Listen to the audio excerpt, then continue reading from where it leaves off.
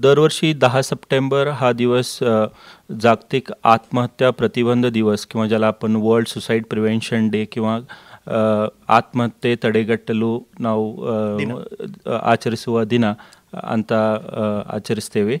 या दिवशी सर्वात महत्त्वाचं काय म्हणजे 2003 सालापासून WHO आणखी international association of suicide prevention या दोन्ही संस्थांनी मिळून हा दिवस आचरण्याचं एक मोठा पाऊल उचलला. याचं कारण असं की आपल्याला माहीत आहे की सांसर्गिक रोगानं होणारे मृत्यू कमी होत आहेत, पण आत्महत्या, रोड ट्रॅफिक ॲक्सिडेंट अशा ह्या गोष्टीने ह्या कारणामुळे होणारं मरणांचं प्रमाण हे अतिशय वाढलेलं आहे. आणखी वर्षानुवर्ष ते वाढतच चाललेलं आहे. नुसतं प्रौढ नव्हे तर यवन किशोरवयीन मुलं, अतिशय वृद्ध व्यक्ती यांच्यातही आत्महत्येचं प्रमाण हे भरपूर वाढलेलं आहे. आणि जनमानसात काय समजूत आहे की आत्महत्या ही कोणत्या तरी विचित्र कारणामुळे होते. त्याला कारण लोकांना वाटतं की व्यक्ती ही अगदी नाजूक आहे किंवा त्याच्यामध्ये सहनशक्ती कमी आहे, अशा प्रकारची किंवा देव भूत यासारख्या गोष्टींच्या मागे लागून लोकांना अगदी नक्की कारणं काय याची माहीत नसतात.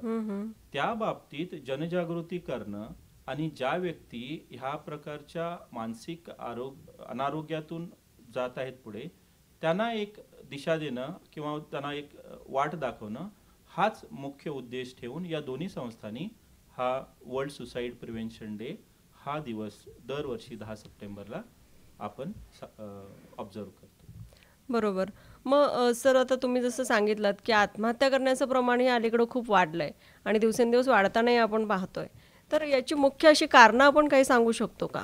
होय, नक्की. दरवर्षी आपल्याकडे काय की national crime records bureau publish करते की डेटा की किती लोकांनी आत्महत्या केली. दरवर्षी आपल्याला माहित आहे की 2022 मध्ये फक्त भारतामध्ये 1,70,000 लोकांनी आत्महत्या केली आणि हा आकडा फक्त नोंदणीकृत आहे.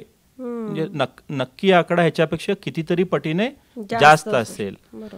पण कारण काय, तर मुख्य कारण एकतरी मानसिक अनारोग्य, ज्याच्यामध्ये आपण म्हणतो डिप्रेशन किंवा खिन्नता, मूड डिसऑर्डर ज्याला आपण म्हणतो बायपोलर डिसऑर्डर, व्यसनाधीनता, एकटेपणा, त्याच्याबरोबरच जर्जर रोग ज्याच्यामुळे आपल्याला भरपूर वेदना सहन कराव्या लागतात, जसं की टर्मिनल कॅन्सर असू दे किंवा ज्यांना योग्य प्रकारे आरोग्य सवलती नसतात त्यामुळे त्यांचं बेड रिडन असतात जे पेशंट्स, म्हणजे त्यांना चालता फिरता येत नाही किंवा भरपूर वेदना सहन कराव्या लागतात.